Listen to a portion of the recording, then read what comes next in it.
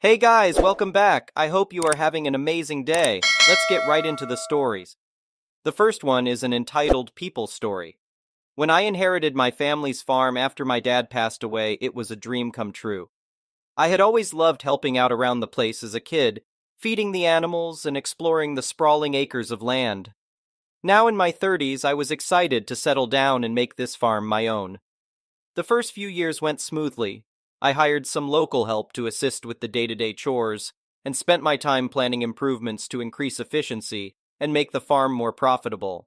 My closest neighbor, Jim, was supportive and helped me get adjusted to running a farm on my own. That all changed when Jim moved away and sold his property to a young couple from the city named Chad and Stacy. I tried to welcome them to the area, even bringing over a homemade pie, but they made it clear they weren't interested in mingling with a simple farmer. I brushed off their rude behavior, assuming they just needed time to settle in. But soon it became apparent they saw my farm as an inconvenience that disrupted their plans. The complaints started pouring in. The rooster's morning crowing, the smell from the pig pen, even the sound of my tractor tilling the fields. No matter how hard I tried to accommodate them, it was never enough. I started dreading coming home each day, wondering what new outrageous demand would be waiting for me. One morning I woke up to a shocking discovery. Chad and Stacy had started constructing a large in-ground swimming pool on my property. Without even asking permission or talking to me about it, they just decided to annex part of my land for their own personal use. I was furious but didn't want to escalate the situation without trying to reason with them first. I marched over to their house and rang the doorbell. Chad answered with an annoyed look on his face. "What do you want?" he asked rudely. I pointed toward the half-finished pool foundation poured on my east field. "Would you mind explaining that?" I asked. Chad laughed. "Oh, that. Don't worry about it. We're just building a pool for our own use. No need to throw a fit." "A fit?" I said incredulously. "You're building on my property without my permission. That's trespassing." Chad dismissed my concerns with a wave of his hand. "Tomato, tomato. We need a pool and this spot has the best sunlight. Don't be so selfish." I took a deep breath, trying to restrain my anger. "I'm going to give you one opportunity to dismantle what you've built and return my field to its original state," I said as calmly as I could manage. This must have amused Chad as he burst out laughing directly in my face. "Yeah, that's not going to happen," he scoffed. "We have a contract with the pool company, so you're wasting your breath. Maybe you should build your own pool if you're so jealous. Now, if you'll excuse me." He slammed the door rudely. My patience had officially run out. I immediately called my lawyer to discuss my options. She suggested sending Chad and Stacy written notice that they were encroaching on my property illegally. If they didn't halt construction within 7 days, I could pursue legal action. The next week dragged by as I watched in fury as the pool took shape on my land each day. I knew Chad and Stacy had received my letter, but clearly they didn't take my threat seriously. On the 8th day, I'd had enough. I rented an excavator and went to work dismantling their unfinished pool. Chad and Stacy came running out of their house, screaming at me to stop. Chad even got in the excavator's path, trying to block me. "What the hell are you doing?" Chad yelled. "You're destroying our pool." "Correction, I'm removing a structure you illegally built on my property after I gave you fair warning," I replied, continuing to dig up the pool. Chad's face turned beet red. "You'll pay for this. We're calling the police," he shouted. "Go right ahead," I shrugged, undeterred. "Just tell them to bring a property survey map." 20 minutes later, the police arrived. Chad and Stacy angrily told them I was destroying their pool and demanded I be arrested. But once I showed the officers the correspondence I had sent them, and the survey map clearly marking the property line, they understood the full story. "You'll have to take this up in civil court if you want to be compensated for the costs," the officer told Chad bluntly. "But this man is clearly within his rights to remove structures built on his own land without permission." Chad sputtered in protest, but realized he was licked. The officers actually gave me kudos for my restraint, saying many people in my position would have done more than return the land to its original state. As the excavator finished demolishing the pool, I watched with satisfaction, relieved to have my field back in its rightful condition. Chad and Stacy glared daggers at me, but knew better than to cause any more trouble. In the end, they didn't even bother taking me to court. I guess they knew deep down that they didn't have a legal leg to stand on. The whole ordeal only proved I had been right in my first impression of them, but at least now when I look out my window, instead of seeing their half-built pool on my land, all I see is open fields and peacefulness. And that's just the way I like it. The next one is a pro-revenge story. Last summer I bought a house trailer and decided to rent it out.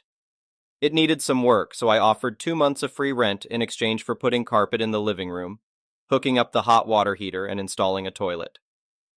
I found a nice couple with a newborn who were willing to do the work.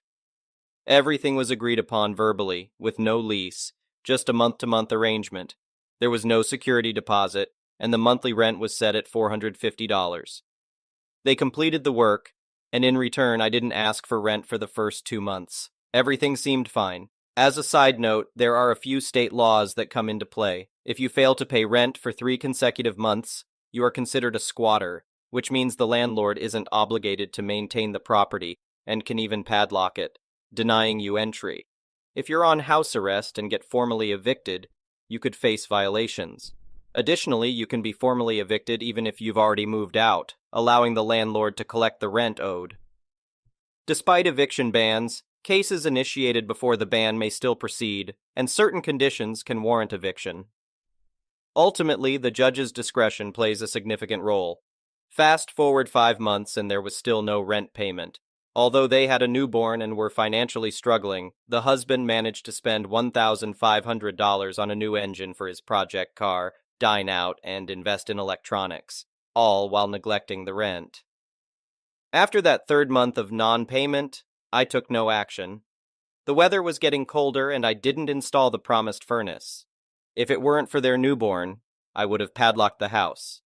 They mentioned their tax refund, and I gave them an opportunity to catch up, but they asserted their knowledge of their rights and claimed to be on a rent strike, which was illegal, as you'll see later. When COVID-19 hit, the husband lost his job, so I gave them some leeway. However, when he returned to work, I asked for the back rent once more and was met with a rude response.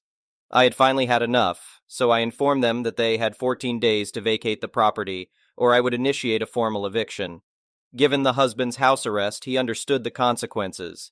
I genuinely wanted to spare him from returning to jail and prevent an eviction from tarnishing their record. I was attempting to be understanding and civil. They eventually left, and I accepted my losses. However, when I inspected the property, I discovered that they had removed everything they had installed during their stay. Everything they had received free rent for was gone. This infuriated me, and I decided to file for a formal eviction.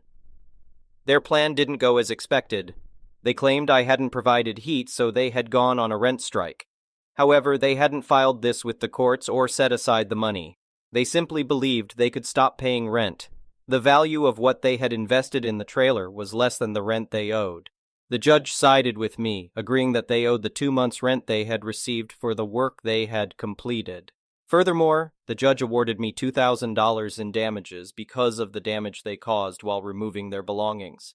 During the proceedings, the husband began attacking my character, so I responded with, "Well, you didn't inform me that you were going to be placed on house arrest when you rented the property." Up to that point, the judge had appeared uninterested, but now he was attentive. He asked them if that statement was true, and they confirmed it, leading the judge to make his ruling. I received 15 months' worth of back rent at $450 per month, and $2,000 in damages due to the damages they caused while removing their property. As for the husband, the judge had no choice but to inform his parole officer about the eviction. Fast forward to this month, and the husband's house arrest was violated, resulting in his arrest. Astonishingly, they had the audacity to ask me to speak on his behalf. I chose not to do so. Consequently, the ruling was that the remaining 6 months of his sentence would be served in jail. They had a negative eviction on their record and they still owed me money. Know the law before you engage in any legal actions. The next one is a petty revenge story. So I worked at a popular department store out of college for a bit, and I have to say people are jerks. The number of people that asked me, "Oh, didn't you go to college? Oh, this is what you did with your degree?" makes my skin crawl. Everyone assumes you're dumb. And frankly, my will to carry out my duties to the fullest was non-existent considering how crappy management was. During one day when I started at 6 a.m. at job 1, only to head off to job 2, scene of the crime, an hour after my shift ended. Needless to say, I was tired around 4 p.m. My store had a coupon policy. If you scan a coupon, it gave you a pop-up you could accept or deny. I accepted all of them because I didn't care. Got an extreme couponer once. No less than 80 air fresheners, a few diapers, and maybe a handful of other items. But it was the air fresheners she had the deal for. After taking forever to scan, maybe 20 minutes, it was now time for the coupons. First coupon pop-up appears, and before I get the chance to click accept, she went off on me about how I was an idiot who couldn't read because clearly her coupons were legit. I tried to explain it's just the system. I did not personally telepathically communicate with the cash register to draw attention with the coupon. She was not having the explanation and dared that I question her coupons. It was all right there. I was just like, ma'am, it's all good, the coupon's fine. She says, of course it is. What, are you stupid? Well, I insisted on reading every single coupon she had in its entirety because screw her. She kept insisting they were identical, but I said I didn't want to make a stupid mistake. There was a lot of fine print too, but I read it all because why not? When she told me, you know, this is taking forever, I insisted that all was good. My shift was not over for a few hours, so it was no trouble for me at all. She demanded she talk to the manager, and I did flip my light on, versus calling her for her attention. And I'm just like, damn crazy, she's busy right now. Guess we just have to continue. Around 30 minutes later, my manager did notice the light was on and rushed over to see the fuming woman. The manager apologized to her, but by that point the woman just said she was done, give her back her coupons. She could afford the rest, and she was never coming back again. The manager was upset I didn't call because flipping the light on doesn't really grab attention, but took it as an honest mistake since I just started. The best part is, as far as I could see, I never did see her in the store again. The next one is a malicious compliance story. So I started work in the 90s on the shop floor of a pipe-making factory, but made a few friends in the office. So, one year at our end-of-year breakup party, I overheard a story from the corporate lawyer who was retiring on the same day. Someone asked what his most memorable case was. This guy was gray. Gray hair, gray skin, gray clothing, gray manners.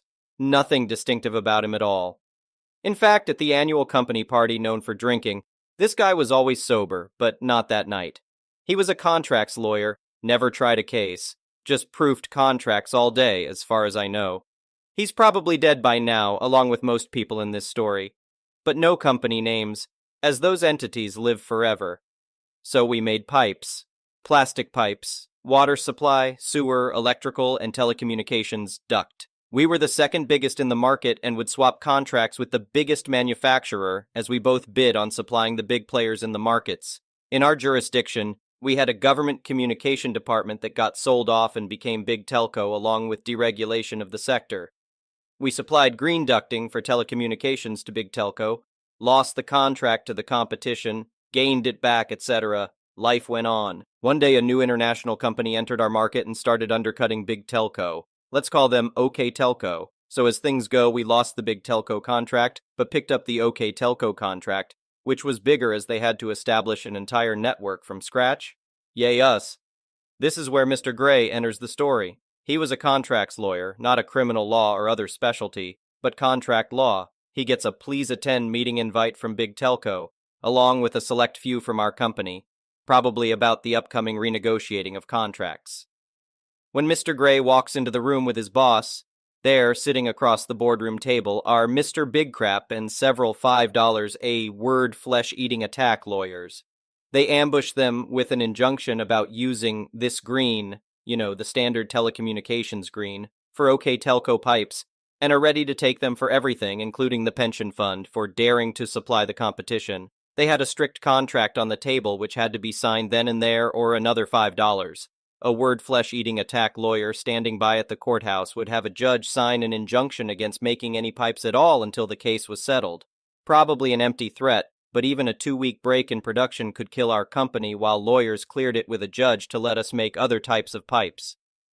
Mr. Gray looked over the contract and told the boss to sign as they could tie us up in knots due to their huge size and budget, while the contract just made it clear that this green was the exclusive property of Big Telco and could only be made for Big Telco. We folded like a shirt and signed. Life went on with us making OK Telco at that green pipe. A few months later, Mr. Gray went to a 20-year reunion from his law school. Guess who was there? Mr. Big Crap, telling everyone about how great a lawyer he is and how he can push around anyone due to how great he is, and definitely not due to his huge budget and army of $5. A word flesh-eating attack lawyers. Mr. Gray is pissed. Mr. Gray bides his time and pores over the contract. A few years later, Big Telco has to have a name change due to how much bad press they have from shifty service and practices, and as a way to avoid debts under the old name.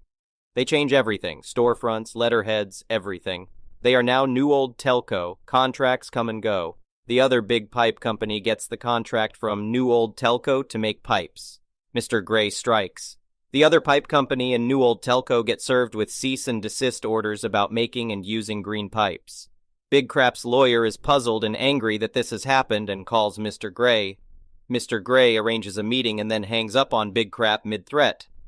Big Crap turns up with his $5, a word flesh-eating attack lawyers, to see just Mr. Gray in the boardroom. No ambush, no backup, just him. Mr. Gray lets him vent his spleen about how they're going to gut the company, and Mr. Gray will never work in law again. Then Mr. Gray takes out a packet of papers and a highlighter, makes a few strokes and pushes it to the closest $5, a word flesh-eating attack lawyer. They read what he had highlighted and screw up their face.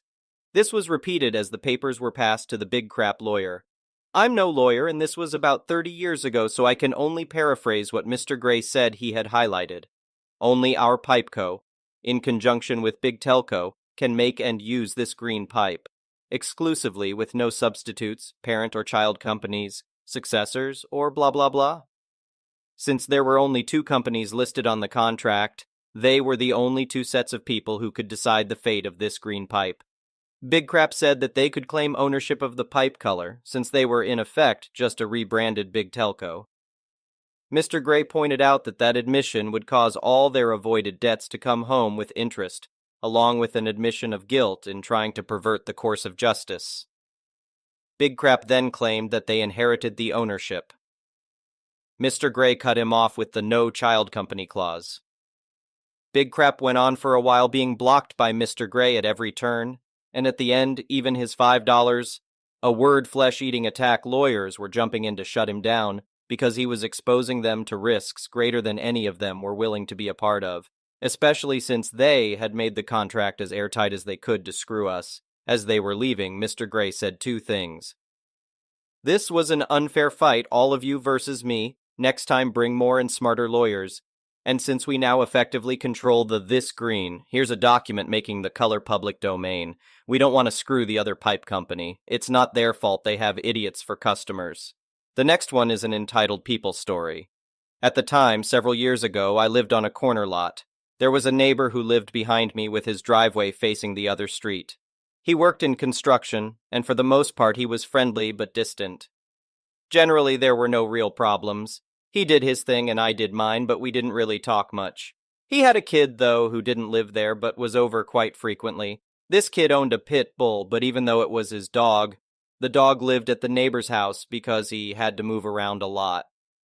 It was mildly annoying because it would frequently get out and run around my yard, but we could just call the neighbor and let him know, and he'd come get it. The kid liked to park in my yard along the street, not in his dad's driveway, not along the street in front of his dad's house, but well over the property line on my lawn in the back corner. He also liked to pull out hard in his excessively heavy for personal driving truck, I think it was a 350, not only wore a huge bare spot on my lawn, but 6 inches deep ruts in my lawn along the street, because when he pulled out, he would frequently drive with one side of tires on my lawn for 50 before pulling completely out into the street. After heavy rains, his tires would cause a ton of damage. If he had parked there only occasionally, I wouldn't have cared. But he was there at least once a week, frequently more, and caused some very visible damage to my yard, so I noticed, and it bugged me to the point that every time he parked there, my attention was grabbed. I don't think he was being malicious, just entirely not thinking or caring about anybody else, figuring that my yard was fair game for parking and it was only grass, so why should he care? I gently brought it up to the neighbor and told him his son's parking on my lawn bothered me. He said he'd talk to him about it. I asked if he could bring in a yard of gravel to fill in the depression where the kid always parked his truck, so I wouldn't have a muddy puddle of ugly dirt there. I figured it was just a dumb kid who would at least forget from time to time, so as long as I didn't have the hole, I could live with it.